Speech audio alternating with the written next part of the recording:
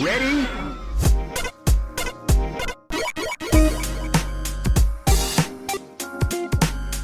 You know, every episode, Mega Man's dying.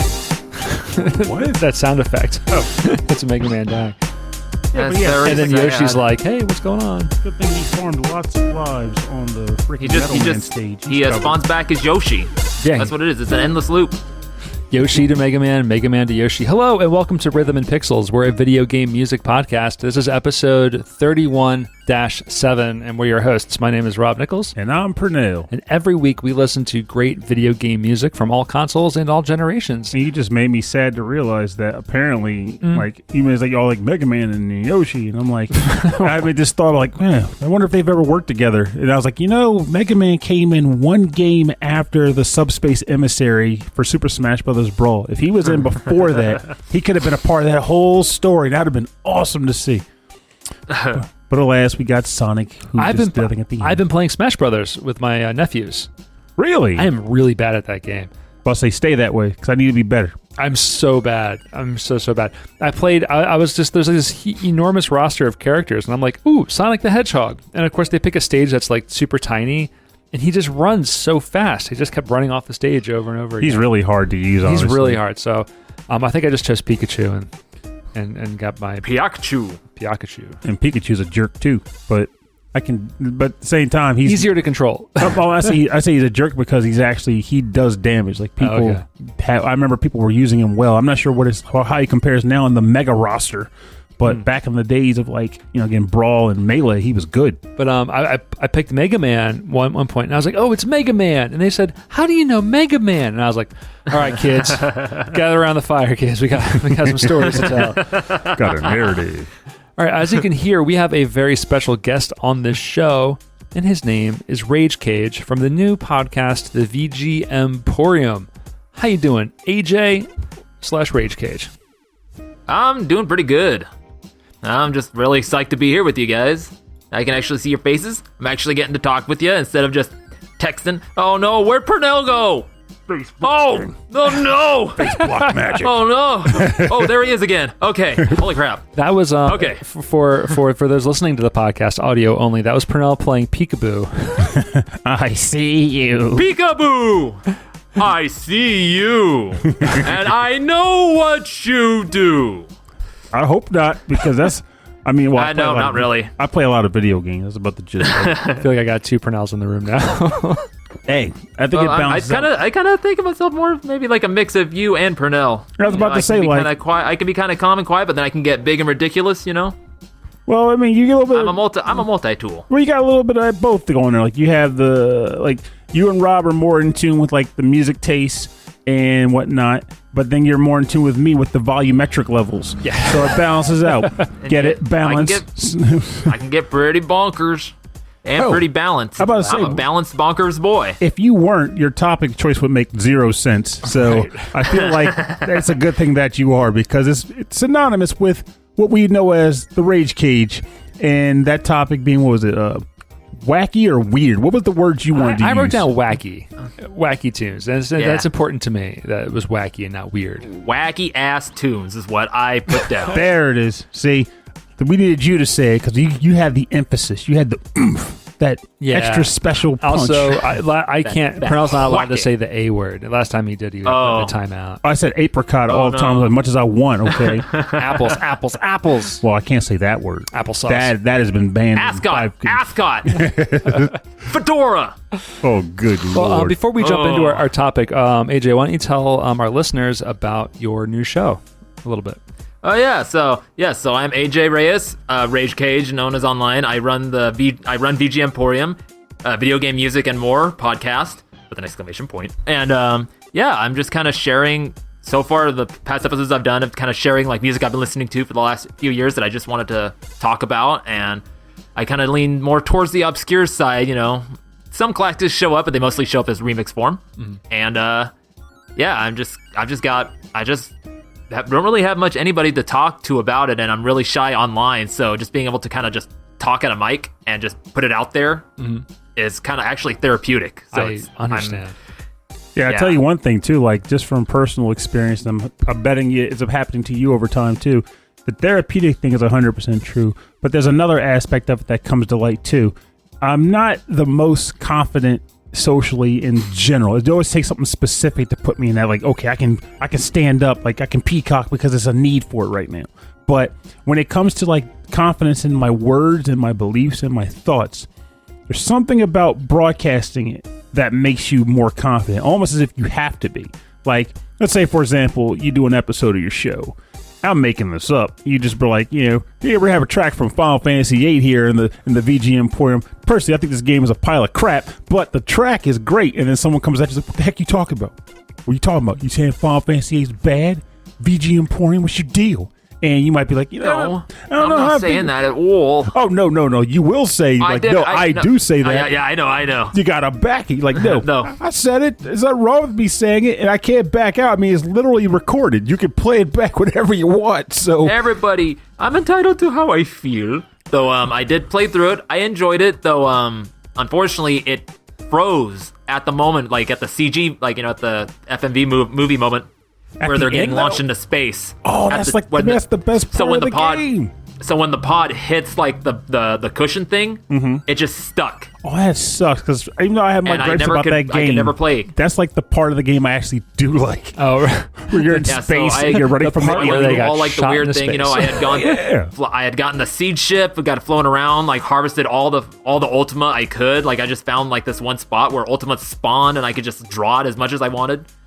And then, of course, just that one moment, hit the cushion, and it just wouldn't go. I let it sit for maybe 30 minutes, and it just didn't do nothing. You know what? Say what you want about the digital age of video game and video game streaming. We don't have to have that problem anymore. What, games freezing and skipping? That still happens. CDs that are scratched and aren't doing anything. Oh, that part, yeah. Exactly, but files corruption still happens. Oh, that's still a thing. Also, Absolutely. file like games, even that aren't corrupted, just poorly optimized games that are like, whoa, it just froze. That's great. Yeah, my copy of Bloodstained on the PS4 froze many times. There it is. Although it, in some cases, helped me beat bosses. I don't think that was intentional, but If the boss can't move, man. technically I did win because I didn't lose. It just kind of happened that way. I will say that I do yeah. miss. Oh, No, I was I going to do say miss that the days. you do on the VG Emporium do lots of very What's the word you're looking for? rare tunes, so like more obscure tunes, because based on your picks today, like I didn't know about one of these games, and it really blew me away. And I've intentionally gone in blind. I did catch a glimpse of one, though I don't remember what the game was or the title. I just remember one word from the title, which kind of jogged my memory for one of my picks, which is kind of cool. Oh, that's cool. nice. Yeah. I know. I'm probably gonna dork out on him a little bit on you. So Hey, we're warning. not going to judge you here. I'm really excited about that. That's what this is a safe space to dork out on some music. Could and you some imagine this? I was He going- comes I on, was he's like, going I got to talk about this game I really love. Because like, look here, Rayjkayj, we got to let you know that enthusiasm is way too high. We're a mute podcast. You got to tone it golly. down. I mean, Rob's wife golly literally gee just said, Pernell, willikers. you're too loud. Calm down. We're going to tell you not to dork out. Come on. Oh, jeez. You can Yeah, do no, it. I can't help it. It's like my 10 years as an open mic host is just coming out. Oh wow, All that's that, cool. all that, just that. Well, you crazy gotta, energy, confidence. you gotta parse it out. You don't want to let it go too much, because at that point you'll just have I this know. big burst, and then at the 40-minute mark of the show, you're like, oh guys, Oh man, no, I can keep going. I'm this I tired.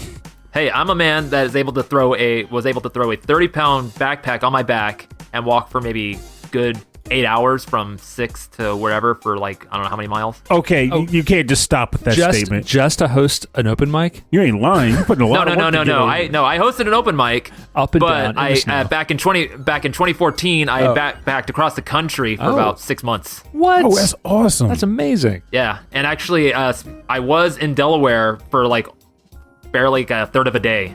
Yeah, so you like didn't spend long I had here. started. No one does. I had started in Baltimore, rode a bus, walked in Delaware, and then caught a train to Philadelphia, to Pennsylvania. Yeah. So Is it Philadelphia? Yeah, it's Philadelphia's in Pennsylvania. Okay. Yeah. Yeah. So Yeah. what you're basically saying is that you now have a podcast episode theme for VG Emporium. Tracks the backpack to that you have available for purchase? I was planning on doing that. I was going to go back and kind of look at tracks that I listened to during my trip, because mostly what I listened to was like BGM, like, using the Modizer to listen to like all those original files, or SoundCloud, which like, I find like, of course, people making chip tunes or digital fusion or all the, crazy fun stuff like that. So yeah, there's a lot of good stuff on SoundCloud. And still, like, I feel like the landscape of SoundCloud has changed a whole lot recently, especially in like the last like 5 years or so. But there's still a lot of really interesting original stuff being put out there. I mean, it's really cool because people like just put stuff up there, and like they're not looking to get an audience or do anything. They're just making music and slapping it up there because they just want to. Yeah, it's free and it's a great way to share it. Yeah, you just got to deal with the ads. Yeah. Peloton, let's go Peloton family. That didn't used to be like ages ago. I used to use SoundCloud all the time because there were no ads. It was great. Well, it's the way of the world. It actually now. had a function. Ads. The app had a function where you could actually record yourself. Like you could actually. Oh really? It had an option to record yourself and then upload that. Wow. So I recorded a couple beatboxes with that. Nice. And then they took that away. And same with commenting. So they took away commenting and everything for a while, and then they brought it back. But it's not as robust as it was. So when you comment on a track, you can actually comment specifically like on the mark, like on the time mark on the song. So everyone can be like, "Oh, the beat drop is amazing." I do remember seeing that kind of stuff on there. Now I think about it. Yeah, like people would comment on blips in the SoundCloud tracks. But like that was like the app, like the mobile app and stuff. Desktop version. Of course, has always got everything going on. Yeah. Lucky boys. Lucky. Well, let's get into some music. We are getting ready. This is our Wacky Tunes with Rayjkayj. So why don't you hit us off? All right. So am I gonna choose? Can I choose which one we start with here? Either one. Or do you have one? Queued up? No, it's all up to you. So anything but the bonus round. Yeah. All right. So we're gonna start off here with "Shop" from Illusion City from the MSX2 Plus, composed by Yukiharu Urita. I wrote this out weird. now you're definitely a part of the Nitta, VGM community. and Yasufumi Fukuda. Congratulations, you're officially a podcaster. Oh, yay.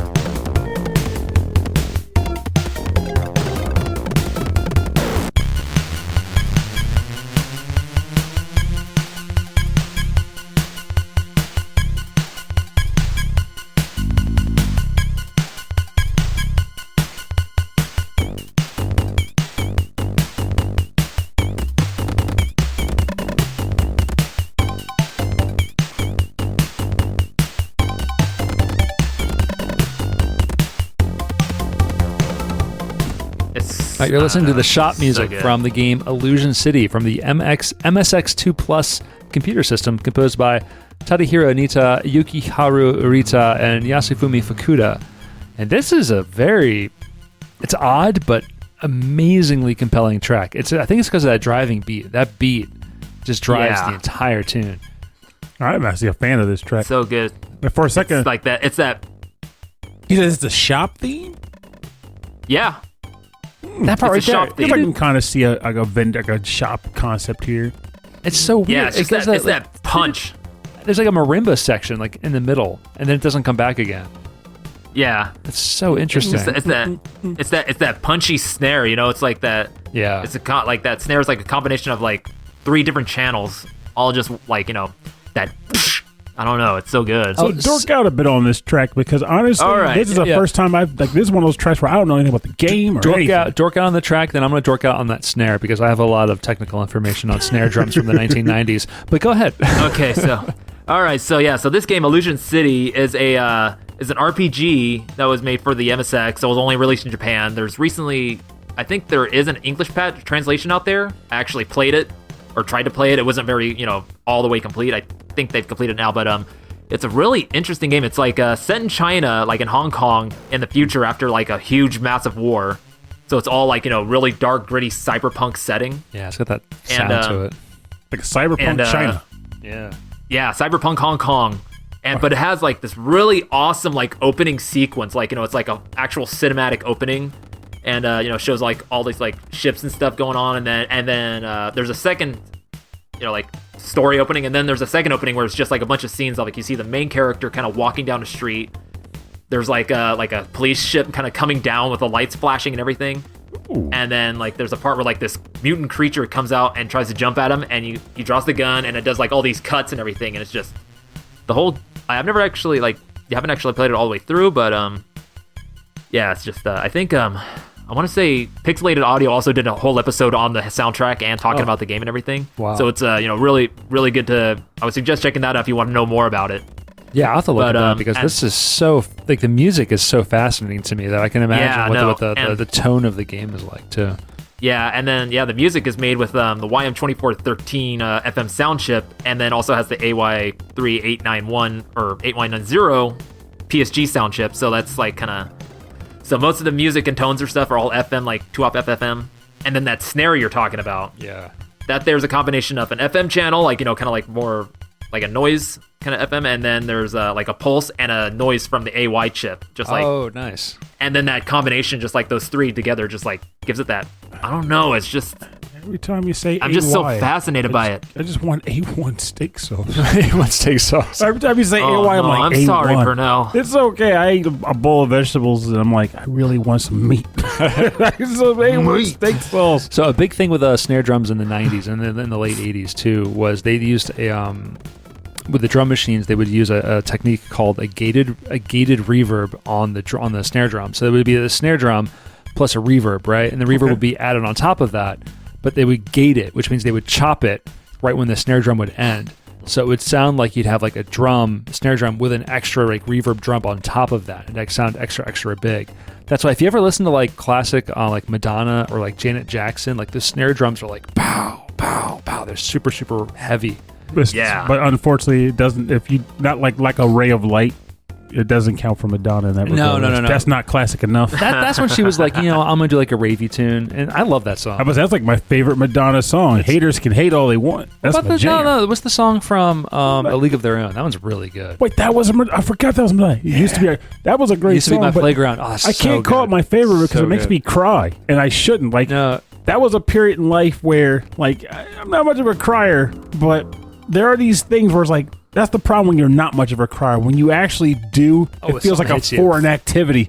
And like watching the end of A League of Their Own and that track starts to play, like, what is this? What is this wave? What are these feelings? I don't understand. And the thing about it, like, it's not even a sad ending. It's just like these like ladies get together after many years. Yeah. Some of them have died. Some of them are just exceptionally old. And they're just like, we remember playing baseball. Yeah. And the song is perfectly suited for the scene. It's emotional. Yes, it's like the best baseball movie. Yes, it is. But my favorite Madonna song has got to be Like a Prayer. I love that song. That's a good song, too. That's a good one. Do you have a favorite Madonna song, AJ? I have a favorite parody of a Madonna song. I bet you know what it is. I think I do. Like a surgeon. I heard cutting for the very first or was time. That was Weird Al. Like a surgeon. Weird Al was a fantastic musician. He's really good. Did you hear that he's going to be doing a biopic movie with Daniel Radcliffe playing him? I can't wait for that. That's going to be so awesome. That sounds awesome, actually. It's going to be. Weird Al is a fantastic. He's like one of the only people I've seen live as a musician. You have? I've seen Weird Al live. Yeah, I got in trouble for it. It was worth it. Oh, wait, did you see him down in Wilmington? Yes. Yeah. I'm not down in Wilmington, but I was at the. He was at the riverfront. Riverfront. Yeah, that was a kid. Yeah, I actually got to see Weird Al not performing, but it was like an interview with somebody from G4 TV in San Francisco back in 2010. Like I was just walking through like in San Francisco and like I think it's called like North Harbor. I can't remember, but it's like that Italian section area. And then there was like a comedy club there that had just in big red letters, Weird Al. So I just Man, he went must in. Be really weird. Yeah, Weird Al. So I was just like, it was like just almost a dream come true because like I said, I didn't get to see him perform, but just hearing him talk and just be himself, he was just all like kind of like weird, like sitting on the chair with his legs up on like his feet up on the chair as well. I'll And he was be just honest, all scrunched though, up and everything. I feel like deep down, in a sense, when it comes to musicians, I'd almost, and not all the time, but many times, especially someone like Weird Al, I'd actually prefer to see them just as a speaker, because even growing up, and even actually now, I've never been much for live performances per se. Like, I came to learn later that the joy of a live music performance isn't the music so much as just the wave of energy that the music gives off. Like, you just feel like you're in a different place at that time. But as far as just the general music goes, I'm like, I don't really care. Like, I can listen to the music wherever. But if I really respect an artist and I'm interested in what they do, I actually wouldn't mind hearing what they have to say. They don't have to be a proficient speaker or a prolific speaker. Yeah. I just want them to be like, hey, like we're doing on this show right now. Like, so what got you in the VGM? Like, you just want to learn these facets about a person, these facts about a person. And I get that too, but there's something about a live performance that we're like, it's not pre-recorded. Like, it can just fall off the rails at any time, you know? Oh, that can be pretty fun. And it's not like watching a Major League Baseball game where no one's going to make any mistakes. It's like watching a college football game where someone's going to do some silly, maneuver and like you would never see ever. It's just like, anything can happen during a live performance, and I enjoy that. They could play 2 songs instead of 1.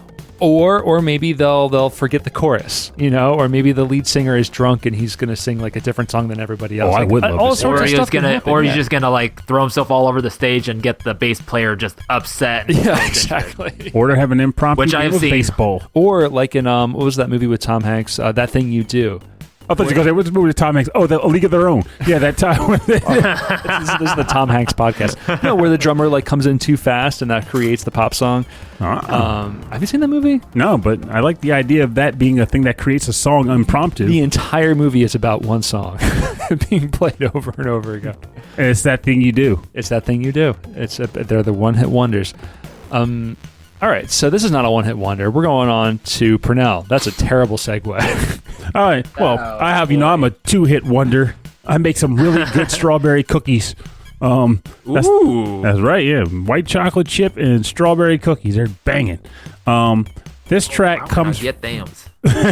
This track actually is the track that we'll figure out what track you played from your list later, AJ, regarding this, but that was inspired by that naming. This comes from the game Breath of Fire 4, and the track is just called A Man, and this was on the PS1, and it's composed by Yoshino Aoki and Taro Iwashiro, though I think it's actually just Yoshino Aoki, but, composers.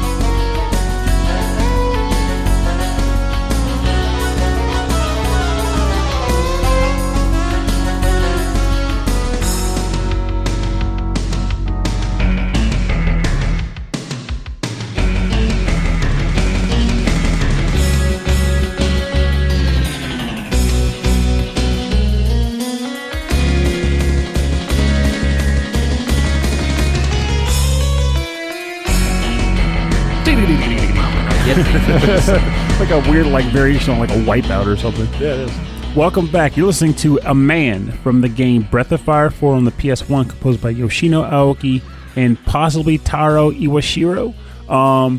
So Breath of Fire 4, when we talk about the idea of like wacky tracks or wacky jams, like I was bouncing between like wacky games and wacky music and games.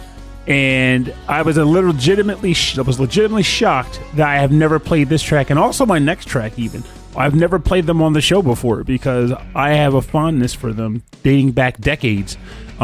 This one in particular is in the game Breath of Fire 4. I have never beaten that game proper, and there's a lot about the game that I've forgotten over the years. I intend to go back and play through it again because generally whenever I hook up my PS1 or PS2 again, Breath of Fire 4 ends up being that game I put in and say, I wonder if my save file's still there.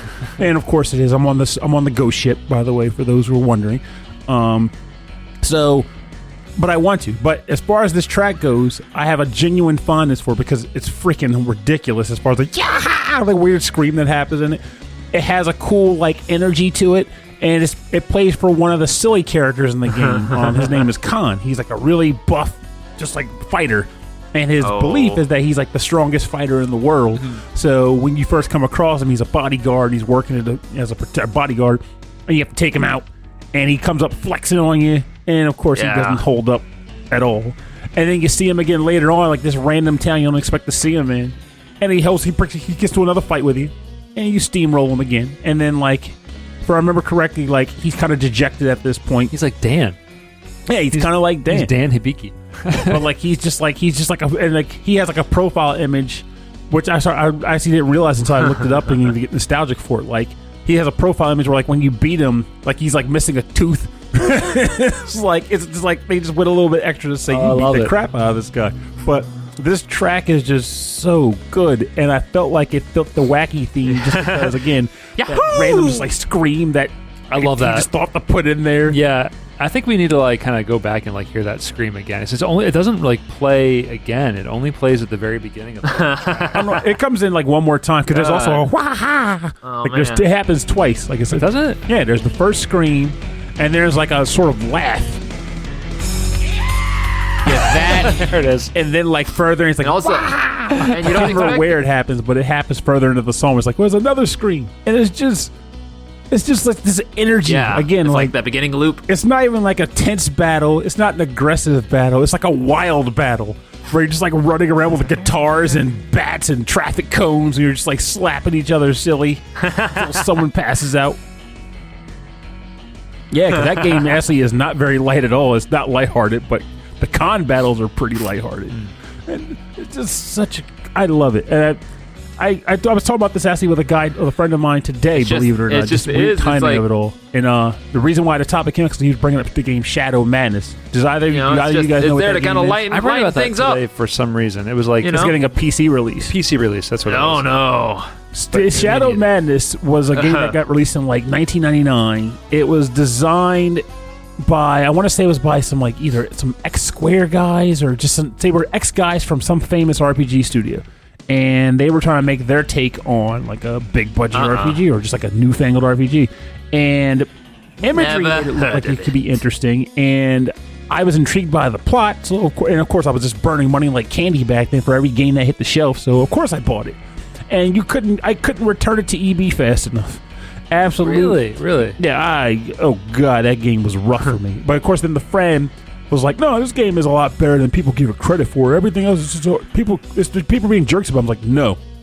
My memory may not be the best. I may be an old man, but I know that I aggressively returned that game to the store. So it wasn't necessarily that I had just different opinions or whatever. No, this game had some roughness. And with that in mind, we got to get over games that we quote unquote feel are overrated, And I say quote because obviously it's all in the mind of the beholder. I could say a game's overrated. You'd be like, no, crap you. This game is great. You shut up. And we'd both be right. But it also got the idea in my head of, my RPGs from that era just felt like they had a certain spark to them that I feel like a lot of companies are trying their darndest to just recreate, and they can't quite do it. Yeah, you might still get an RPG that's this game is really good, or this game really I enjoyed all 50 hours or whatever. But even having those experiences, I have trouble finding games that really kick in and make me go, this weird con guy, And I love the music that plays for him. It's like a special energy that I only get from games that came out back then. What is it then? There's so many. If you're saying there's so many developers out there trying to recreate this magic of the RPGs from the late '90s, do you think just because they're trying, do you think it's good, or do you think no one's really succeeding?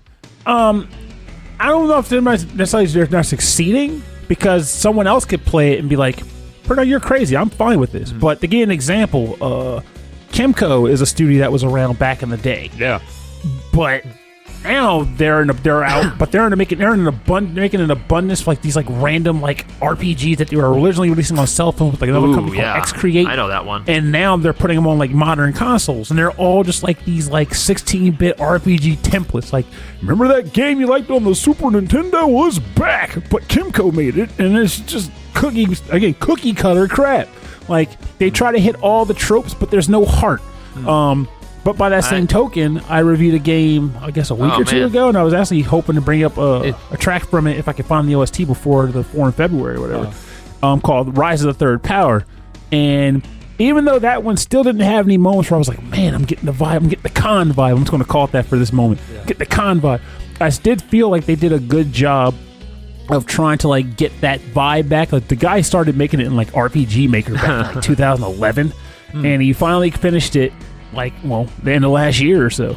And it has that 16-bit RPG graphical vibe.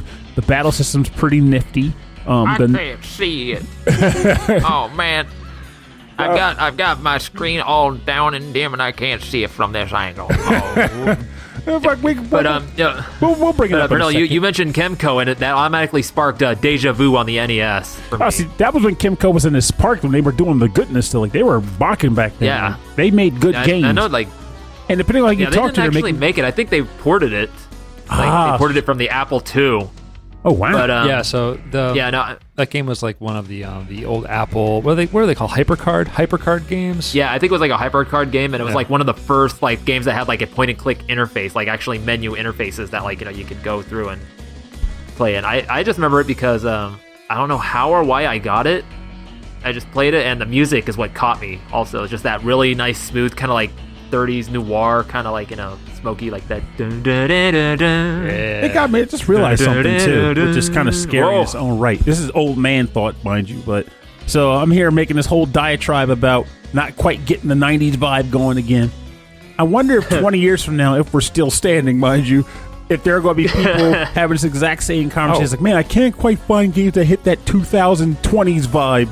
Oh, absolutely. Absolutely. RPGs were a special thing back then. Or more likely, they're going to be like, oh, remember back in 2020 when we were obsessed with the 90s? What was wrong with those people? Those Gen Xers wouldn't let their games go. Nor should we, because they're the best, baby. I mean, we laid on the table, though, and this is a fact I don't think anyone could dispute, even later generations. I make this comment all the time about movies, and even about games, which is that everything's been done before. It's just a matter of how you can make it look that fits your standard, or how to tweak the plot just enough that it feels new. But back then, in the 90s, that was truly the time where the technology was just right, just new and just right, that, in a sense, nothing had been done before. So even though you could say this narrative could have been written in a book somewhere, you can't say you played Final Fantasy VI and had played a game like it before that, and no Final Fantasy IV doesn't count. It's not the same. Like, these games genuinely felt new. Yeah. There was nothing like them. And even now you got games coming out, it's like, man, it's kind of like Chrono Trigger, or they're chasing the hive. Like, man, I want a game that's like Chrono Trigger. Chrono Trigger came out in like 96, and we're still chasing that high. Like, you can't. Like, you can't recreate that perfect little capsule that is Chrono Trigger. You really can't. Which is a very perfect little capsule. Yeah, though the first time I got to play that was through the Final Fantasy Chronicles PS1 game. Me too. Load times. You know what? It still holds up. It's just the load times are the only rough part. Yeah, not having any reference for the cartridge game, no problem for me. Don't get me wrong. I'm not knocking this. It's like I'd rather have something than nothing. Yeah. I'm just saying, like, I mean, at the same time, you also got the FMV videos, which the SNES cart did not have. No. Oh yeah, those full-on Toriyama animations, man. They were very, that was very good cool. stuff. Yeah, those were super cool. And I mean, at the same time, like around that era, I was playing Skies of Arcadia on the Dreamcast. So I was putting up with all sorts of, not just load times, but just random battles that were just that game was terrible for wasting your time. It was a shame. Like, I love that game, but it wasted your time. I don't know why. It knew how to. Yeah, it came out at a very good time in my life when I had zero things going on and I wasn't feeling great about myself. So I was just like, I'm going to put all my time into this game. It's like that's the thing about video games too. Like, and I have friends who deal with a lot of hardcore depression. I have friends who are dealing with a lot of stress. Heck, I'm dealing with stress, and I always say something that tends to get you going, at least for a bit. There's something about the game, like the right game. Generally, RPGs more so, I will say, where they just draw you into this like excellent narrative. You feel like you're a bit of a hero. Sometimes you can be a heel, but most of the time you're written to be a kind of a hero. And just for that period of time, you're engaged in the battle systems, the mechanics, this crazy narrative. You want to see who gets here, who meets up with who saves who rescues what. It's perfect, especially like you just said, like it was a bad time, but the video game made it right. And the repetitive nature of the battles really helped me out. But let's keep the repetitive nature of our show continuing. So this is a really actually one of the most underrated RPGs of the NES era. Earthbound. It's Hanna-Barbera's Wacky Races. Holy jeez! Oh man, my friend at work, my buddy Matt. Yeah, I told him about the theme that we had chosen for the show, and he asked me, "Has there ever been any Wacky Races games?" So we looked it up and we found the Dreamcast game. But then he kept looking and he found the NES soundtrack, and we actually started listening to that. It's really good. It's really, really good. I know that intro. Like, well, it was published by Atlus. Yeah, so what do you expect? Published by Atlus. When I first heard it, I thought it was a Western composer, but no, it's composed by Hidehito Aoki for the NES. This is Wacky Races Stage 3.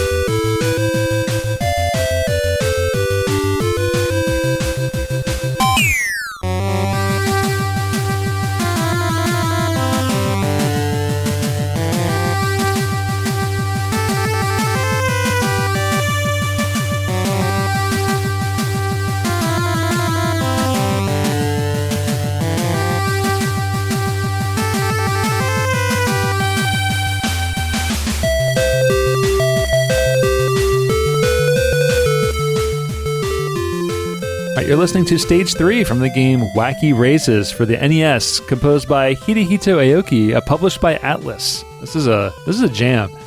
This is a straight up NES jam. I love it. I'm still laughing at the fact that you ran with this. It's an RPG, and for a split second, I was like, they made a Wacky Races RPG, or is Rob not playing this straight? I absolutely did. No, this is my first time watching gameplay of it right now. No, you're right. You play as Muttley. You play as Muttley. The laughing dog. The laughing dog.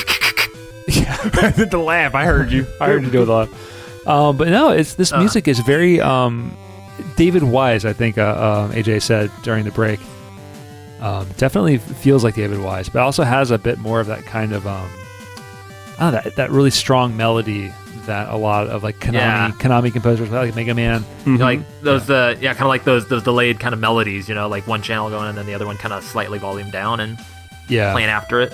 Yeah, David Wise and did also that has a lot like too. Yeah. Oh my God, he wags his tail to float. That's so cute. Oh no, I can't see it. Oh, one day what we're going to do is maybe like a fun thing to do like in the summer, like the Days of Platforming or something. Like Days of Thunder, but Days of Platformers. It's like come up with a bunch of. But just don't do it for the whole summer. You guys really worked yourself for the summer 16-bit. Oh, no, this wouldn't be for picking tracks per se. It'd be playing them. Like, I feel like I could just like marathon a bunch of platformers. There was a Days of Thunder, the movie, the game for the Game Boy, I think. It wouldn't surprise me. They were licensed games for like a dime a dozen at the time. Yeah, there it was. Yeah. My cousin Mikey is really into racing. He loves car racing, anything F1 racing or IndyCar racing. And he had Days of Thunder for the Game Boy, and it came with a multi-tap. Oh, that came with one too? Or it didn't come with it, but it worked with the multi-tap. I'm pretty sure. Because F1 Race came with the multi-tap for Game Boy. But that's the only game I knew that did. Maybe Baseball 2000, Race. but F1 Race definitely did. Oh, dang. David Whittaker did the music on the Game Boy.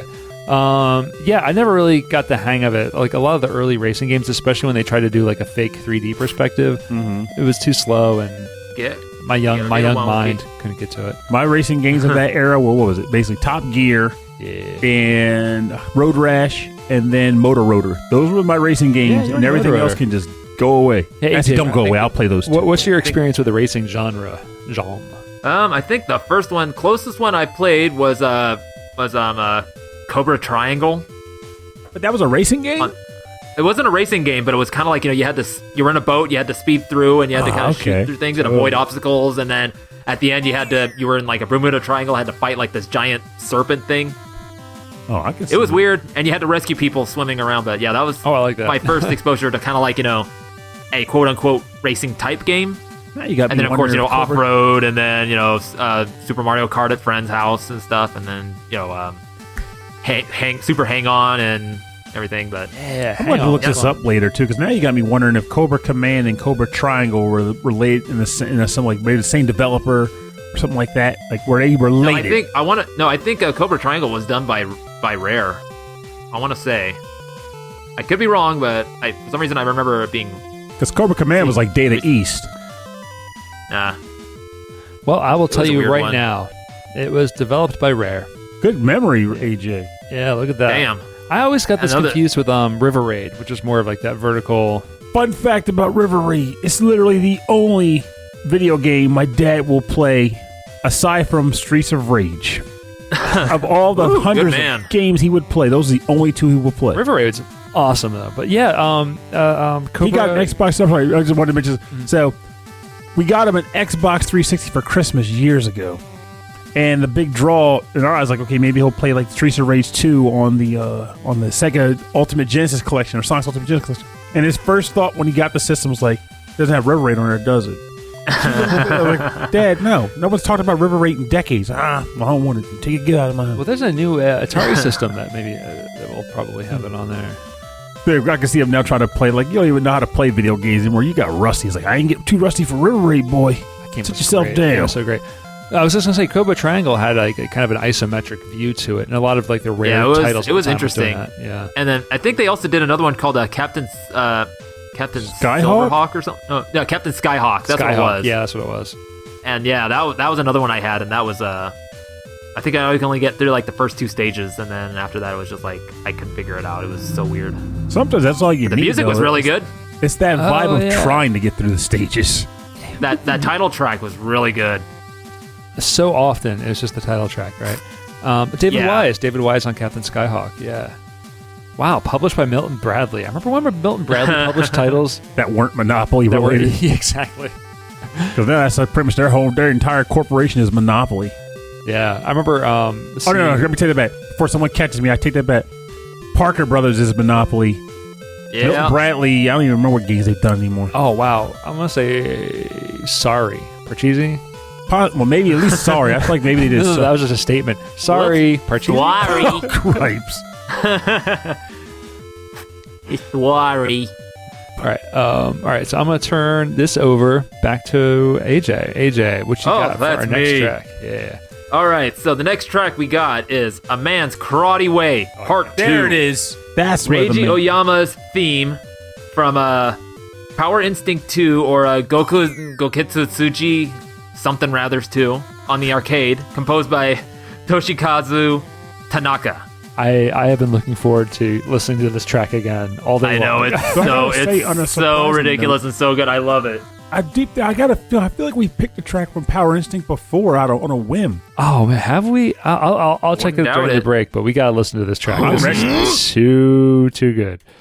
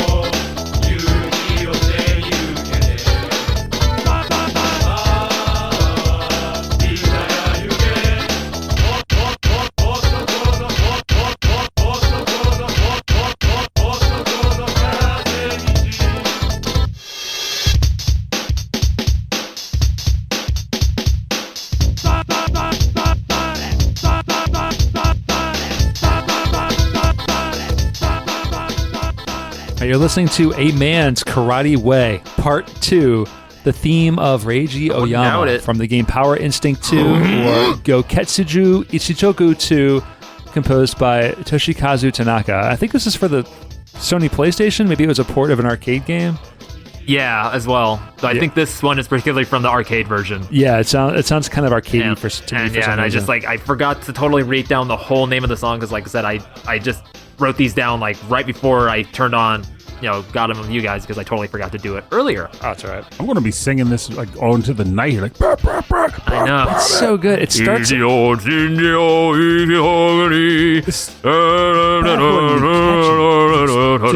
I know. It's been in my head all day too. What's so interesting is that it starts off like completely different. Like, Yeah, it starts off how it does in the first game. yeah, But it's just a little more, and then it gets into like that really kind of like just funky. Oh, so this so it's trying to, opening, like, this carry over opening's from from the the first first game. Yeah, Jinx, now you can't speak till somebody says your name. Rob. Excellent.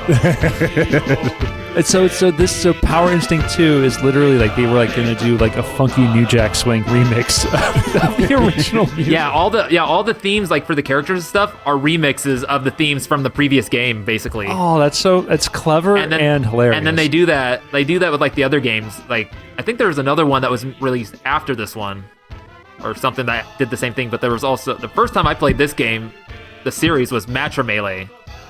Wait, slow down. This is a part of the Matcha Melee friend, or Matcha Melee is a part of this franchise? Matcha Melee is like a kind of like a sequel to these series of games. Wow, now I'm okay now because that's why I know the name Power Instinct because the chances are the guy who introduced me to Matcha Melee told me that factoid and I forgot it because I love Matcha Melee. It's all the same introduce these characters, people. Like, plus some characters the guy from Well, I don't wanna Raging be- Dragon. I'm sorry, my I friend think it's- Bob. no, but just like the guy who told me about Matcha Melee. Like, imagine like walking through the woods with me, man, you want to see this really weird SNK game? I looked back for like, sure. Pernell, I've been waiting for you It was like to tell you about Matcha Melee. which happens to be part of the Power Instinct series created by Atlus, released on the Neo Geo MVS systems. There was like a weird combination. There was also a game. So Matcha Melee, the character I most remember in that game was like this girl who had like a red outfit. And she fought with a hammer, and she was also in another game that got released as an import, where it's like a isometric 3D like scrolling game where you're going upward at an angle and you're whacking people with a hammer. And I actually own the game, but don't know the name of it because it's in Japanese. I bought it at the time and then probably forgot the name of it. But yeah, like I do enjoy Matcha Melee, so that's likely where that reference came from.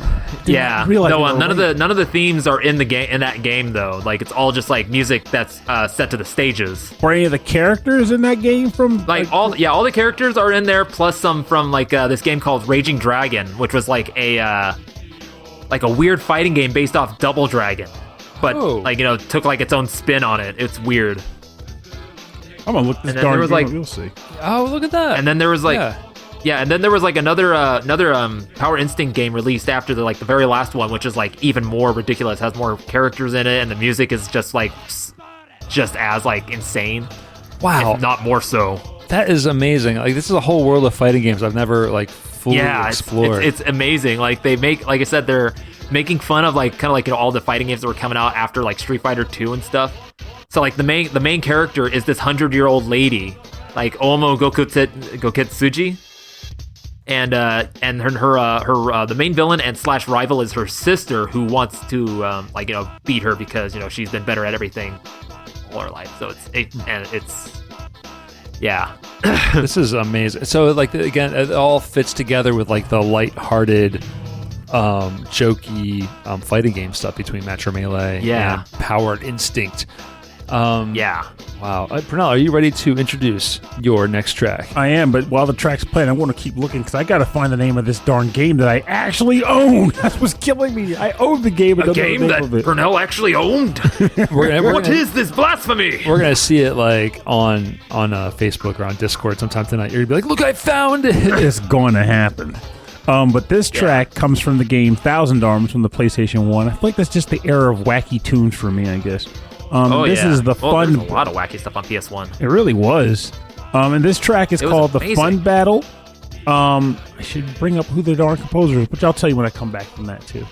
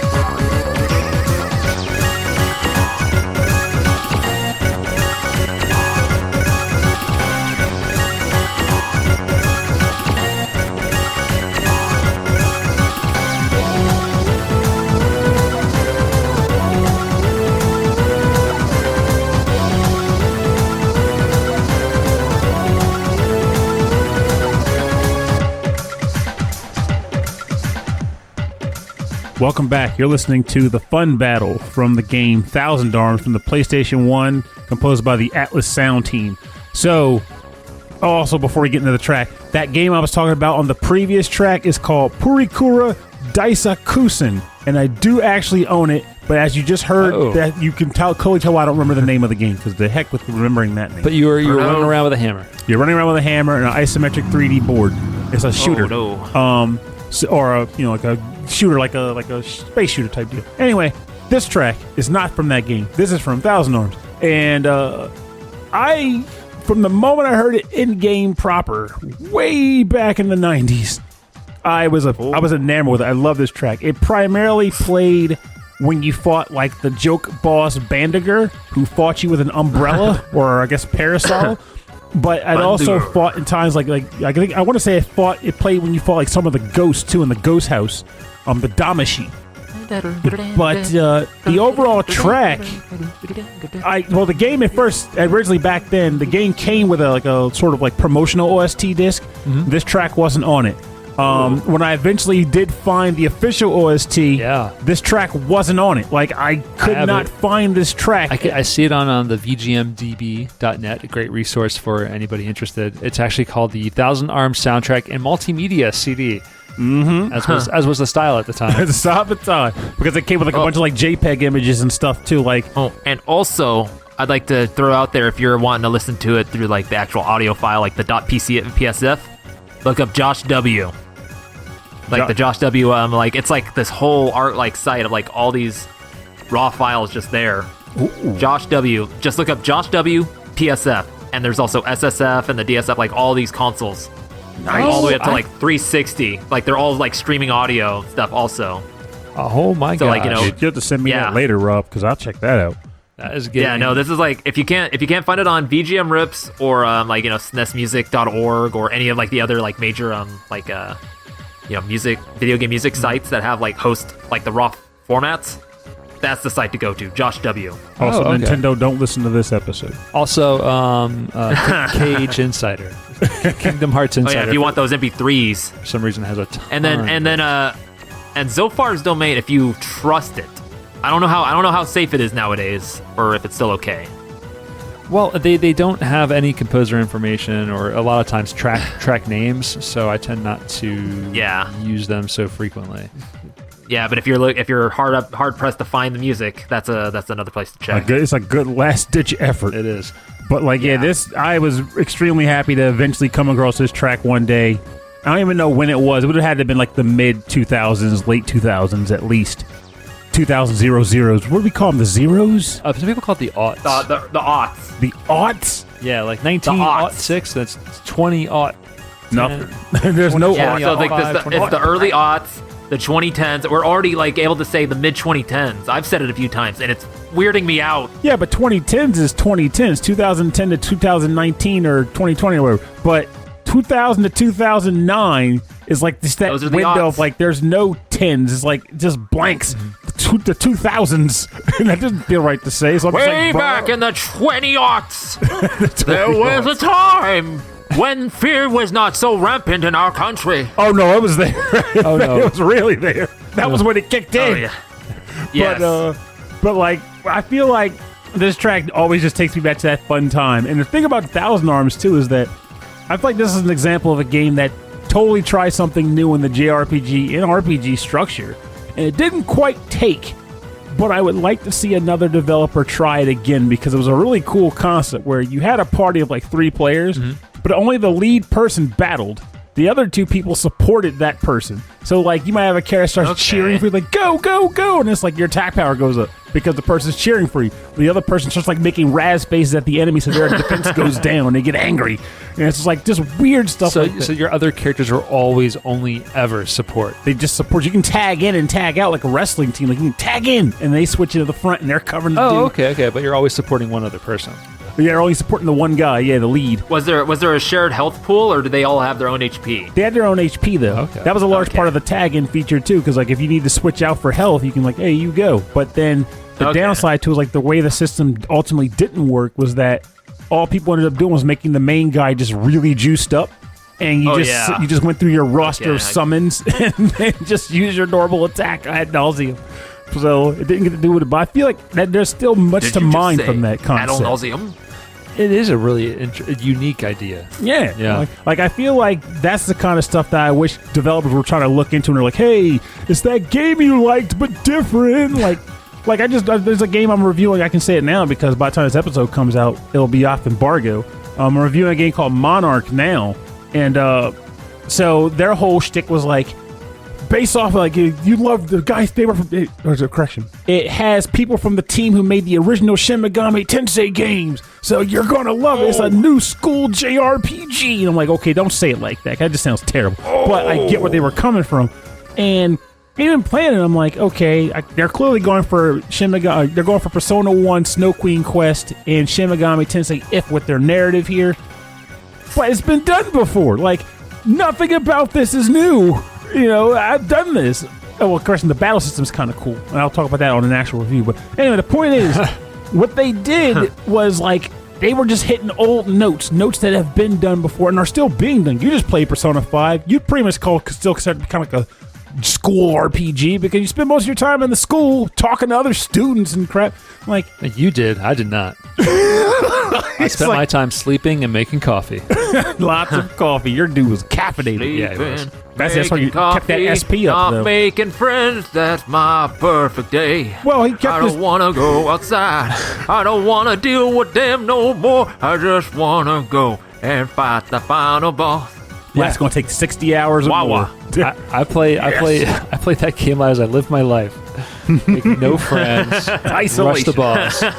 Isolation, battling bosses. You get really proficient with all of the abilities that no one cares about. Boss battle isolationism. There you go. First of all, coffee healed SP and bread heals HP. Yeah. So, in your face, Yeah. useless goals. Those are very useful goals. Yeah, but all the normies were out there ranking up their personas. Well, yeah, because Persona ranking is awesome. But also, the girl played Shogi, and I love Shogi. No, that was cool, yeah. She didn't talk to a lot of people either. Should have had a kindred spirit in Shogi Kid. I know, and in keeping with that spirit, I didn't visit her that much. I knew she wanted her privacy, so I left her where she was at. All right, so my final track is going to come from another fantastic RPG from Konami. This is called the Tiny Toon Adventures Wacky Sports Challenge. Wonder how stat building worked in that game. Oh, yeah. This is a freestyle skiing from Tiny Toon Adventures Wacky Sports Challenge for the Super Nintendo, composed by Jun Funahashi and Minako Matsuhira. And this track is specifically for Pernell. I know he'll like it. Ooh, happy special boy.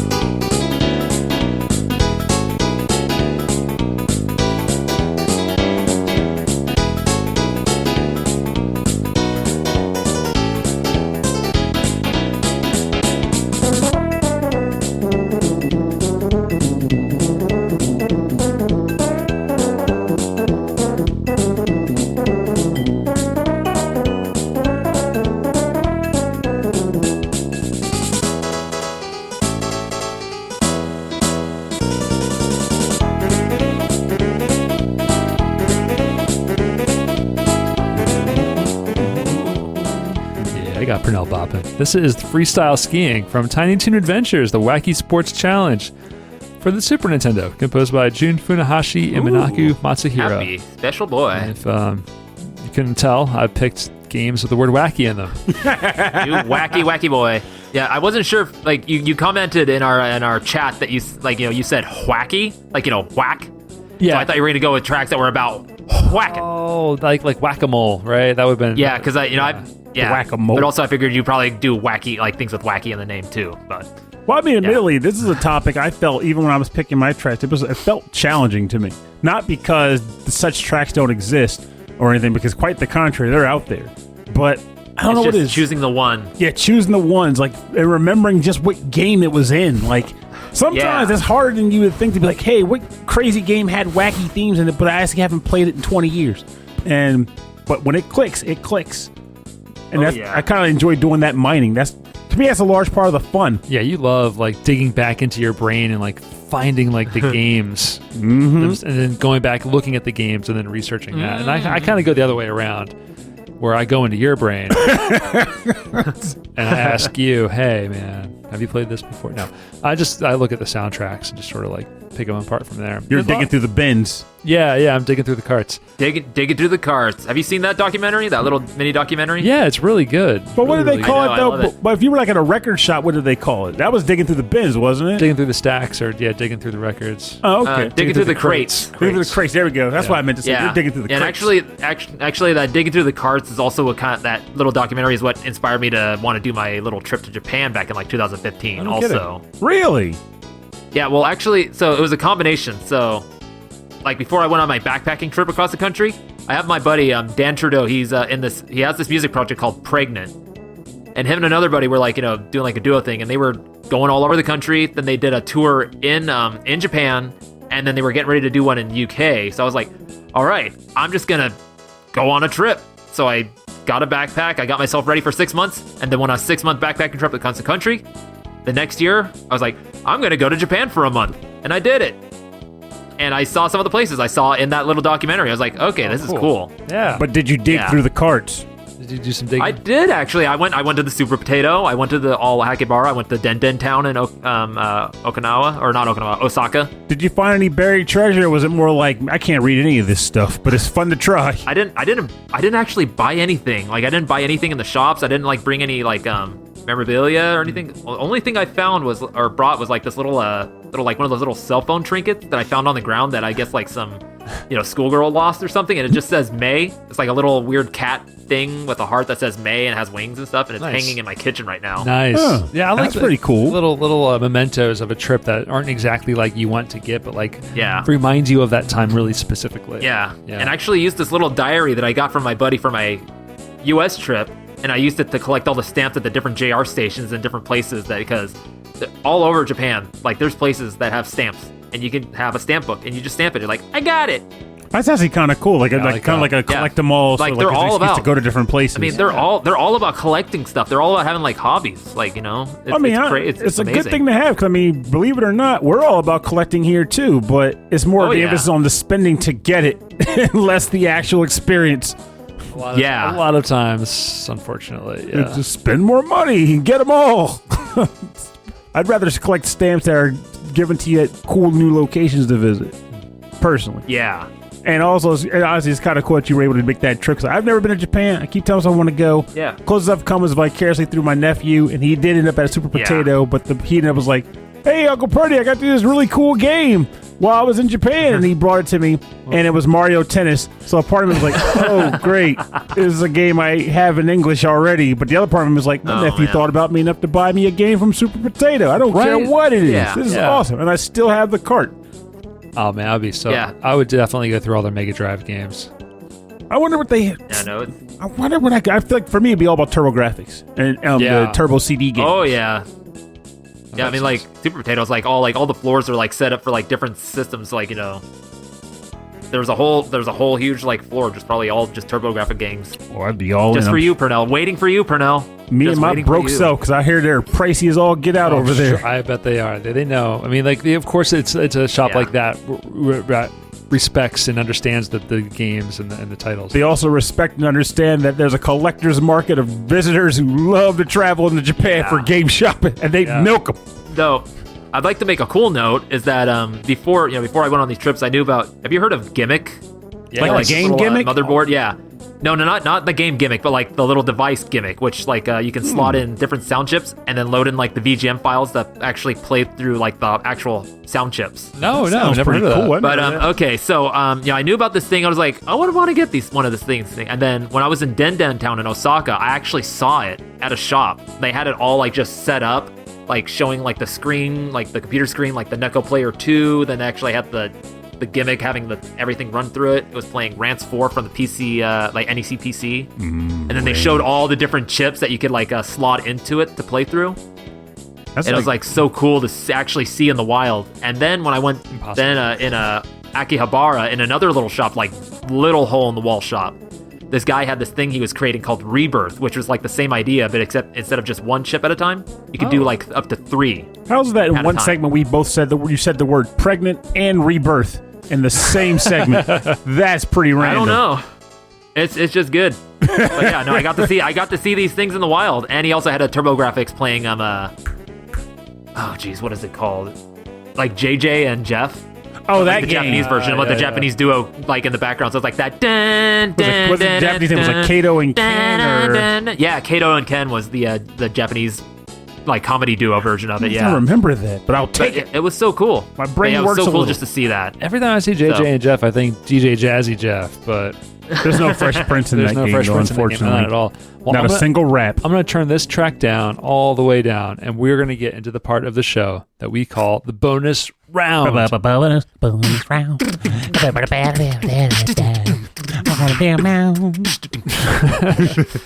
The bonus round is where we play covers and remixes and arrangements based on our theme, the wacky tunes of Rayjkayj. AJ, what do you got for us? All right, so the bonus round I got for you here is, well, the bonus round I got here for you today is called Turtle Wank, remixed by Not Nays, which is a remix of Sewer Surfin' from Turtles in Time. Now.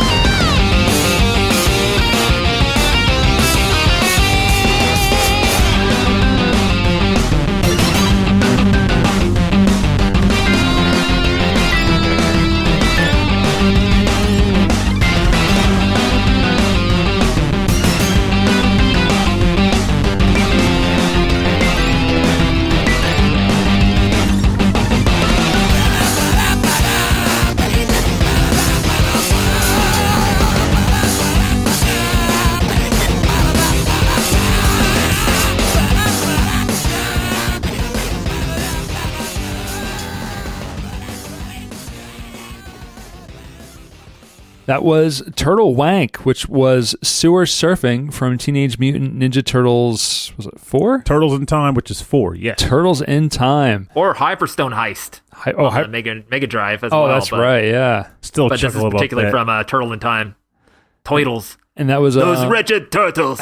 That was arranged and performed by Nase Nase. Really amazing track. Thank you for bringing that to us because it took so many different it definitely fits the Wacky Tunes idea of like changing instruments and changing tones.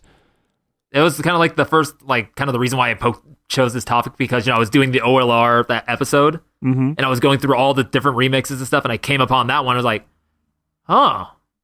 I'm gonna use this other one, but I want to save this one. And there we go. Yeah. I got Robin Purnell want me to come on. I got it. Yeah, that's the best way we come up with a topic. Is like, I have this one song. Where can I fit it? We'll make a topic around it. It's a good way to go about things too. I mean, always just it can be anything. Like the last topic was literally just me making a taunt at a game. Like, wait a minute, that's a topic. Yes, exactly. This taunt is a topic. Yeah. Speaking of topics, I listened to your Nintendo show, tributing to Gil Asuna. Mm-hmm. And there was something that you said in there, it was an episode idea I've been having for a while I was going to do, but now I'm going to do it for my next episode, which is going to come out after this one, when after we're done and all this stuff. And, I'm going to leave it a surprise, The only clue I'm going to give you is that it's something that you mentioned in that episode, so you got to either look through that episode or wait. You do realize I mentioned like a gajillion things a minute, let alone an episode, right? That's what makes it so fun for you to figure it out.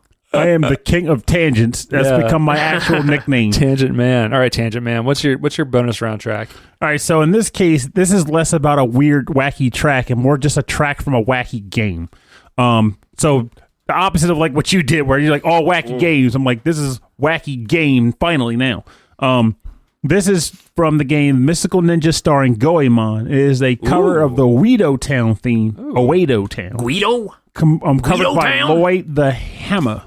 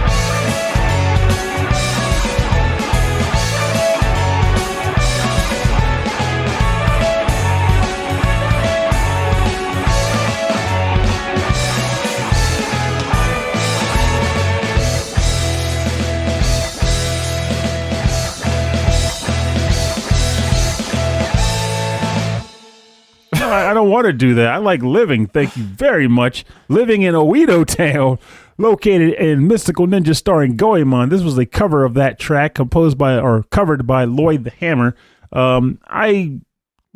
For those who don't know, Goemon is a beloved X franchise that Konami used to do before they went cuckoo bananas on pachinko. I love NFTs. these games. They're so weird. Those like nasty. Like, was it? I feel like I want to say he's actually based on like a mythical figure. Actually, I think Goemon himself was a mythical, like an actual figure. Yeah. Like, the actual character. Ishikawa Goemon. Yeah, there we go. Yeah. He's pretty much based on that Goemon figure, but it takes place in like old Japan, and it's always a bunch of weird, wacky adventures that he goes on. He fights with a pipe and eventually a yo-yo. The games are just bizarre. Like in the case of this game, the original Goemon 64 or whatever, you're fighting like a pair of aliens who are trying to inject magical dance into Japan. Love it. It's such a weird game, but it's so fantastic. I love it. It's been a while since I've played it, so I'm definitely getting the narrative wrong, but the last level is called like the Magical Dance Castle or Magical Musical Castle, and it's freaking great. I can't speak highly enough about how great the Goemon games are, and if you like humor, you're up for a treat. I love this. This Oedo Town theme is so lighthearted and just fun. Yeah, this track is actually like, I guess it's like a variation of the game's title theme, which is Go Goemon or something like that. And I used to sing this in grade school very often. Like we would just be walking down the halls, like just singing it in Japanese, my friend Anthony and I. And funny enough, when I was listening to the cover and I realized that this track was a variation of that track, I started singing it in the kitchen. It just came back to me. It all like fits in your brain. Yeah, it's still back there somewhere. Amazing. It's amazing those weird little things that just come back to you. You don't think about them for maybe possibly decades, and all of a sudden, just one little thing triggers you, and you're just singing your heart out. Yeah. I feel like I'm also just in that mindset. Like this week, and I'm probably going to start randomly Facebooking it or whatever. But like, I just got in this weird habit of like wanting to listen to like the music I listened to in like early college, the days of Napster, essentially, when we just were like just building this massive music collection, and nobody cared because it was still new tech. And I just have I still have the old CDs of like Purnell's dorm computer music. So I found a CD that you made for me from like years and years ago. It was like you made like 2 mixed CDs. Yeah. Remember we used to do that? We used to give each other mixed CDs. Yeah. I missed that concept. I was listening to like Letters to Cleo and of all the things, friggin' Ode by Creed. Like it's the only song they wrote that I liked, but I listened to it a lot. And when I booted it up, I was like, just came back to me. I started singing it. Now, here's some music that I'm hoping maybe you'll remember. This is from the game Sonic CD. Did you play any Sonic CD? Oh, yeah. All right. This is Wacky Workbench. I love that was what it was, because I bet it's Wacky Workbench. Wacky Workbench. Now, is this the U.S. version or the Japan version? This is... Japan. I believe this is the remix version. This is remixed by a group called Sir Jordanius. Sounds like a knight. Is the rapper, I guess, and Halk Halc, a really awesome. Oh, I know. I think I know this. You see that name. Oh yeah. Okay. This track is called Whack Ass Work Shifts. I know what this is. Holy crap! Yeah, this is really good. This is Sir Jordanius and Halk remixing Masafumi Ogata and Nafumi Hataya. Man, been working at this lame factory the past 3 years. I feel you. Getting tired of this BS. Give me some of that chaos control, man. Show them how it's done, House. Oh, yeah. Let's do kick it. Oh, yeah. Let's go. Yeah, come on.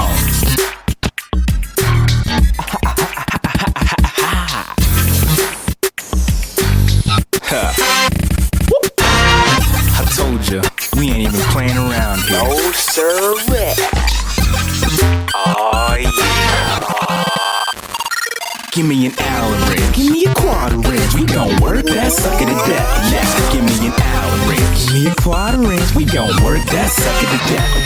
Give me an hour ridge. Give me a quarter ridge. We gon' work that sucker to death. Yo, give me an hour ridge. Give me a quarter ridge. We gon' work that sucker to death. Now, come on. Work that, work that, work that, work that, work that. Work that, work that, work that, work that, work that.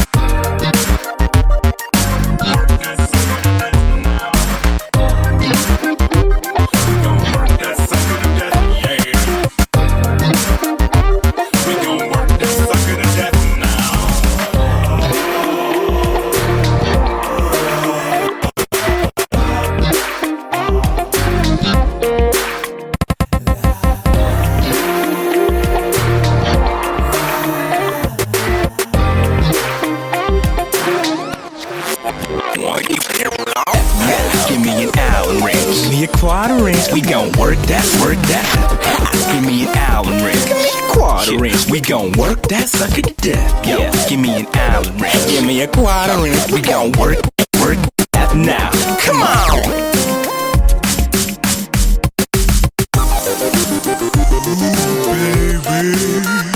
Baby, you have no idea how much I hated my job.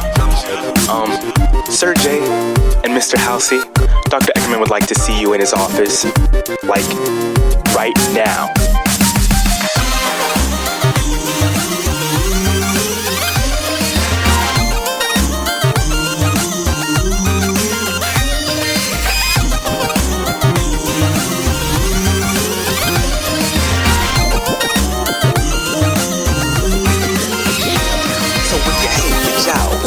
Say, oh yeah, wanna bang your boss, let me hear you say, you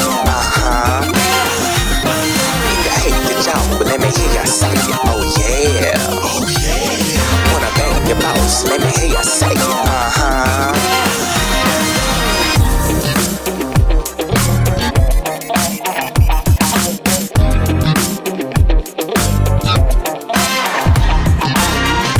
throw your hands in the air, call and sick if you just don't care. Taxes aren't fair.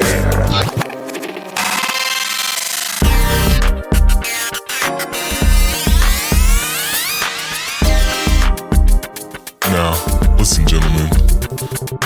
The reason why I called you here today is because basically, you're fired. That was the song Whack Ass Work Shifts. Don't get me started on that whack ass song. Which is a remix from Wacky Workbench from the game Sonic CD, composed by Masafumi Ogata and Fumi Hataya, arranged by Halk and Sir Jordanius. Danius. I loved that remix. It was actually pretty good. I like the vocals. I just love that he's like putting all them shifts on that workbench. Yeah, I love that. I love it like when people like there's so many like heavy metal remixes or acoustic remixes when someone like just does something completely different with something. Yeah, I love these guys' like production. Like the production of the remix itself is just like all their remixes are just like so like attention to like these little details, all these weird little like little like things that are going on. Like you kind of catch it the next time you listen to it, and the next time you listen to it, you're like something else. What? It does help. I feel like the Sonic CD OST, more so the US one than the Japanese, but both really did a lot of different things to with their sound that other games just straight up didn't. If you listen to the US, like the Howard Drossen, his OST for Sonic CD, oh my god, it hits some seriously good notes. Oh, he's a great composer. Yeah.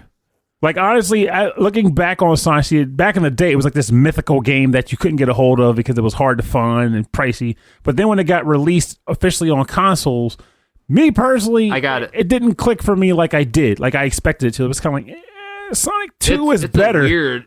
Yeah, But- it was like the in between like Sonic 1 and 2, wasn't it? Yeah, and like the design of the levels were just very like they were more like Sonic 1 than Sonic 2. They were extremely convoluted and janky. Like you couldn't Exploration, really the time spot- travel stuff. Yeah, but like the problem was like you couldn't really find a route. Like later No. Sonic games from 2 and up, they were designing where it was like there's like multiple routes, but you could spot routes to hit and keep your momentum going and all that.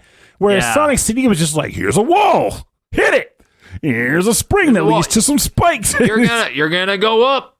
and then you're And going to then you're die. gonna go right. it was like- you're it was gonna go up. You're gonna go left, and then you're gonna go down, and then you're gonna go right, and you're gonna go down. Then you're gonna go left. No, up, but that right. would be fine too if the momentum was retained as you were doing all those wild yeah. direction A changes. lot of those It's like just- spots were like it's just like traps to stop stops. you. Yeah, and then the icing just- on the cake of like what the heck was that with the time travel mechanic, you had to hit the sign and then hit a speed similar to the DeLorean so you could rock into the past or the future. But you had a small Go into window the of past time to get pull that it off. And it was sick like, PCM music. yeah, or if you could get there, because I always would get the darn spinner, but then always crash into a wall when I'm trying to get Yeah. my speed up, and there was Lose no all your, good place lose all to your do it. sparks, boy.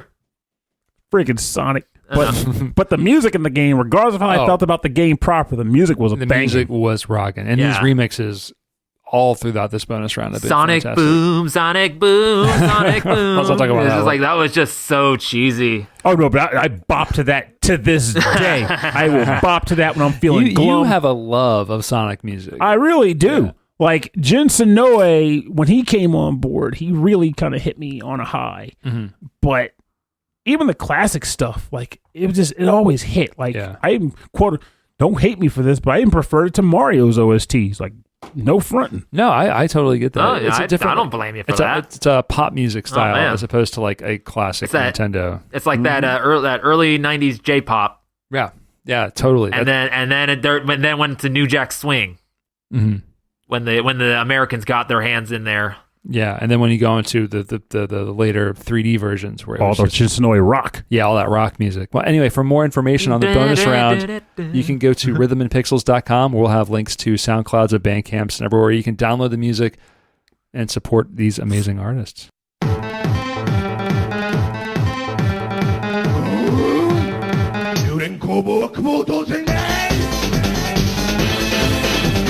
Yeah, this is nice. Yeah, Yeah, end on the wacky track. Get ready to duel! All right, thank you everybody for listening to our show, episode 31-7 of Rhythm and Pixels, our wacky tunes with our guest, wacky ass tunes. special guest Rayjkayj. AJ, Howdy. thanks for coming on the show. Oh yeah, thank you guys for having me on. It was a welcome to have you It on. was this is fun. This is great. Kind of get me jazzed for having having guests on, like bringing my own buddies into my show, and then even eventually having other podcasters, pulling from like people in the Discord, getting you guys in, possibly, yeah. Grabbing Martyrus. I want to pull in maybe even Bedroth, all you guys.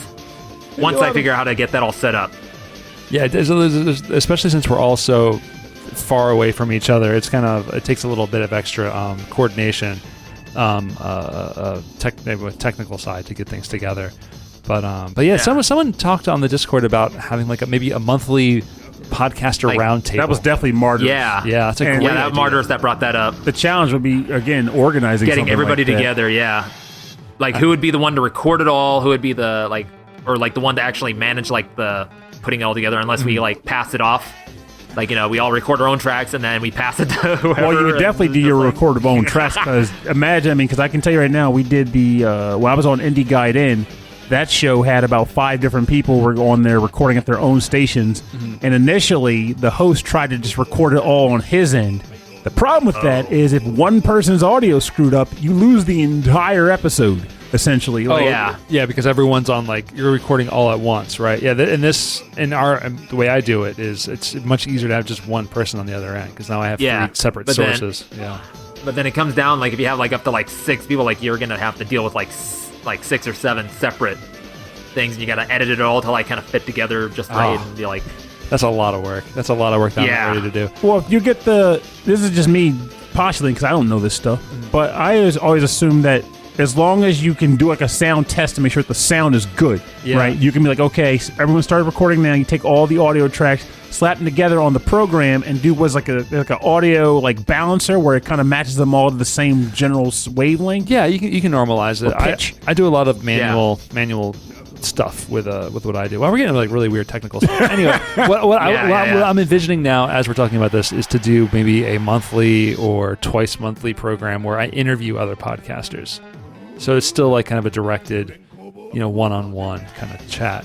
You could do that. Less about music and more about the people involved in this in the scene. this hobby. Yeah, the kind of scene. their takes on the VGM scene or the community or Yeah, how exactly. they got into it and Yeah, what inspired them what to their tastes, do it. their particular taste in and what they like to bring in and present. Yeah, I think that would be a really good idea. But yeah, definitely getting into the idea of just encouraging more people who are, if they're interested at all in the music, to seeking it out, and if they're interested in sharing it, to go and try doing their own thing, whether it's a YouTube station or whether it's a podcast or whether it's a Twitch stream, just anything to get involved to share this music with more people, because there's so much out there. The well is so deep, you'll never reach the bottom. Yeah, actually, how VG Emporium started was I for a year or so I tried out TikTok and I had Instagram, and I would just screen record that Modizer app with like the waveforms going and stuff, and just post like obscure tunes, like share the video of it. And I tried doing that, and then just kind of like fell off. And then that's how, and then VG Emporium became the podcast. So it's basically that, but without trying to remember that thing. But now I have to remember to do another thing. But yeah, like so if you go to the Instagram and you see like just like all these little videos of like the songs with like the waveforms, that's what started out. Oh, interesting. There, so yeah. Like, that was your first way of like trying to figure out how to record and share, right? Yeah, just like putting it out there, like so people could kind of, if people saw it and they heard the song, they're like, "Well, what is this?" Like it kind of maybe encouraged them to go find it somehow. Yeah. Especially, I tried to do that on TikTok, though. I think in that case, it was just like oh, I don't even want to talk about that cesspit. It was just like it's just so bad in that place. I thought about doing like a Rhythm and Pixels TikTok where we just do like little VGM snippets with like dumb skits. I mean, you would reach like an audience, but like most of the people that would watch it or see it would just be like people that are just like scrolling through and they'll like, oh, this is interesting, they'll like it, and then they'll just flip on. Like they just keep it's all about like scrolling. Like they'll watch like maybe 2 or 3 seconds of something, and if they catch their attention, they'll watch it, and then they'll just keep scrolling. Like I see my sister do it. I'm okay with that. It's so bizarre. I put out content on the internet all the time that no one's going to pay attention to. That's okay with me. No problems there. No problemo. But why don't you want to tell our listeners a little bit more about the VG Emporium, about where they can find you and what the show is all about? Okay, so VG Emporium, it's a podcast. You can find it on all the different podcatchers. So, Spotify, Apple, Google Podcasts. Stitcher's been kind of funky. It's only been posting, I guess, my most recent episodes. It's also on Twitter and Instagram. And then I've connected it to my Rayjkayj page on Facebook, which then you can also find me, Rayjkayj, on Facebook, Twitter, and Instagram. And I also have a SoundCloud where I have all my original music. Oh, cool. As well. What's your, and then do you remember what your SoundCloud's name is? It's just Rayjkayj, Rayjkayj. Oh, okay. So easy to find. Yeah, and it's all just chiptune music, like, stuff I've made with either Deflamask or VGM Music Maker before I found Deflamask. And it's all just like mostly Sega Genesis, chiptune stuff. Yeah, Deflamask is a fantastic writer to write your own Genesis music. And there's been a couple. There's a couple other trackers. There's a couple other trackers that have been born from it too. Like, so there's a Zoro tracker, which is focused on the Sega Genesis, but it's focused on emulating all the different drivers. Oh. So like you can load up a driver, and it'll give you like some like different functions that you can do with the sound.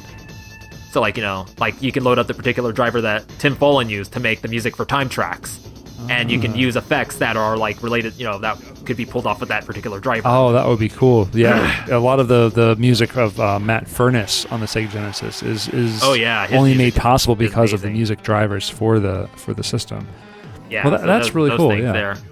And then like I said, I do the VG Emporium. I make original chiptunes, and of course I beatbox as well. As I don't really sure. I've kind of been sharing that more on Twitter a little bit more. Mm-hmm. But I was, mostly doing it at that open mic I hosted for so long, and that's kind of where my skill grew. Oh, cool. And I have a request of you guys. Right now, can one of you name like maybe like an old school track that you'd like to hear me beatbox right now for you? Because I'm like a jukebox. That's my weird kind of like weird ability. Is like I just remember these tunes and I can beatbox it. I can kind of rearrange it if I need to make it work. Yeah, all right on Ray the of spot. Life from Madonna. Yeah. I don't know that. VGM boy. VGM man. Oh, he wants a video game song. All right. Yeah, that's what I mean. VGM Jukebox. The Kid Nicky theme. Kid Nicky. Oh, man, I haven't played that. Do the Mario Brothers theme. How about Iron Sword? Jeez, try again. Or the Mario Brothers Underground theme. Yeah. Okay.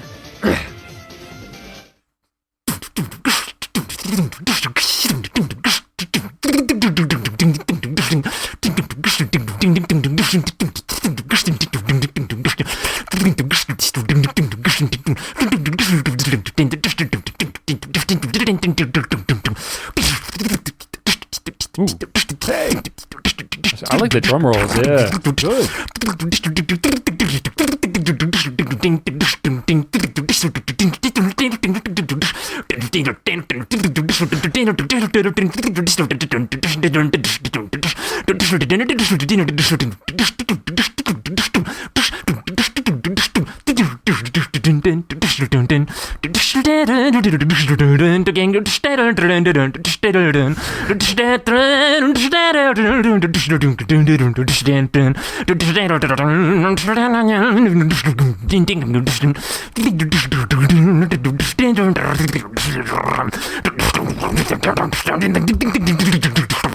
Okay, now do Freebird. That was really good. That was really. Okay, God, don't do Freebird. Don't do Freebird. Don't do Freebird. That was awesome, man. I love the drum rolls you can do with your tongue. That's really cool. I don't know how or why it happened. It's just that, in high school, as a kid growing up, I just made all these weird sounds. And then in high school, I discovered all this electronic music, started hearing drum and bass and dance and IDM. And, I didn't have any previous exposure to beatboxing other than maybe a couple things I'd hear and there. So just all these sounds I'd make and this music just combined into one thing. And then hearing, like I said, an OLR, that Tom Appella thing, one track, hearing him do his acapella thing all together, made me think, can I do everything at once? And I just figured it out and it just happened. There it is. Oh, I love it. I love it. I love the beatboxing. I love hearing beatboxing anyway. The things people can do. Yeah. Things people can do with their mouths, Pernell. That's our next topic. Crunch, chew, slip, slurp, blorp. Mouth sounds. I don't think anyone wants to. I think there's an ASMR thing people like. Some people like that, some people don't. This next track is me eating potato chips while playing Super Mario Brothers 3. Well, if you're listening to the show and you'd like to get a hold of me and Pernell, if you'd like to send us a topic suggestion or a track suggestion, please send us an email. rhythmandpixels@hotmail.com. And for a full track listing of this episode and all of our episodes and access to all of the other stuff that we're doing, you can go to the website. www.rhythmandpixels.com. I totally went 3 W's. Didn't I? Triple W. Can't help it. www. You gotta jack in and stop the www, Moe. I do love Battle Network so much. It is one of my favorite games, favorite series. It's got its downfalls, but I love it. And if you check us on youtube.com/rhythmandpixels, we have a 24/7 8-bit and 16-bit radio music stream playing there. It's a whole radio station playing nothing but 8-bit and 16-bit classics. And if you'd like to support the show, you can go to Patreon, patreon.com/rhythmandpixels. There you get access to prequel episodes. You get access to a monthly live-streamed episode. And we'd like to thank all of our Patreon members at the highest levels at the end of every episode. We have Frankly Zappa. Thank you very, very much. We have the number one. He's number one. That's all they put down as their name. I don't know if they haven't identified themselves yet. Just number one. That's what they put in as their name. So thank you very much, one. Number one. Thank you, Kristen. Thank you, Mike Myers, Alf Person, Fashion 8060, Alex Messenger, The Messenger, Alex the Messenger. Yes. Of Messenger. the podcast AVGM Journey. Thank you very much. Andreas Milberg, Brian Pitt, Cameron Werma, Carlos Kung Fu Carlito from the Heroes 3 podcast, Chris Steenerson, Chris Weisner, a.k.a. Musashi219. The wise guy. Yo. Christopher Sandstrom, Davey Cakes, David Taylor, Harold Howard, Justin Schneider from XVGM Radio, which they asked us to help them out with their April Fool's episode. So they're getting way ahead of that game. Michael Bridgewater from the Forever Sound Version podcast. Thank you very, very much, Dr. Michael Bridgewater. I will say that every time. Michael Jennings, Rayjkayj on the show. It's you. Whoa. Thank you for helping support our show. Thank you very much. You're welcome. Reinhard Selkova, Romancing Sagat, Sleepy S'more, Steve Miller, Taco, The Autistic Gamer 89, and then finally Ed Wilson from the VG Embassy. I will be actually recording my show with him tomorrow night, and so that'll be out, I'm assuming, in March sometime in March? It's February now, isn't it? It somehow still is February. Still February. So I think the March episode, I will be joining the Embassy and VGM Nation. I don't know what it's called.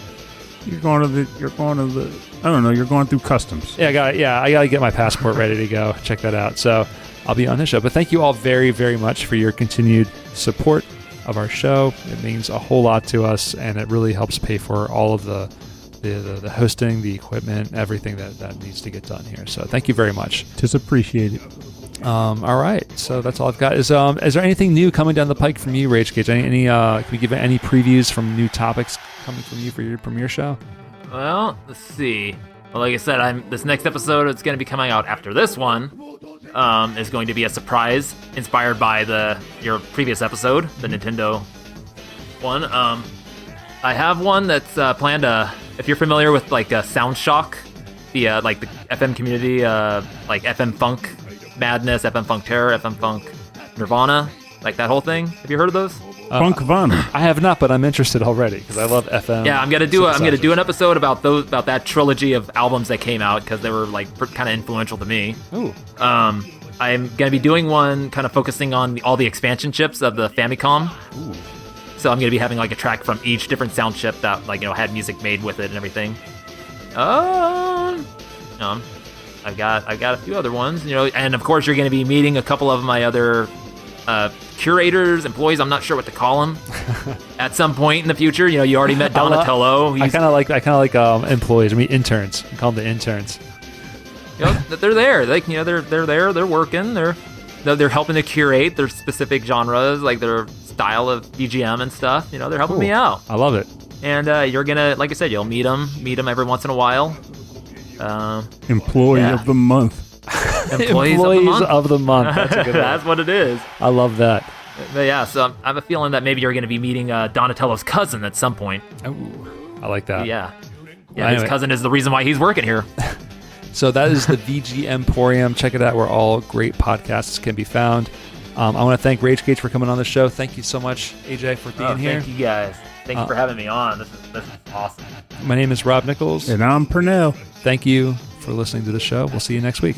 And remember, good night. Well, I don't know, like the idea of this episode being wacky tracks and weirdness that comes with the concept of wackiness.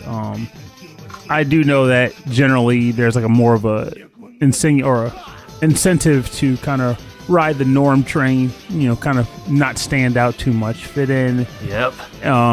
And of course, the unfortunate side effect of doing that is that we lose a fair bit of originality to things, like the extra spark that makes people kind of cross their eyes and go, what the heck did that guy just do or say or sound or whatever? Because again, generally due to this whole sense of normalcy, no one wants to stand out. But sometimes it's the aspect of standing out that makes for the most impactful introductions, the most impactful engagements. It just makes everything that much more special and unique.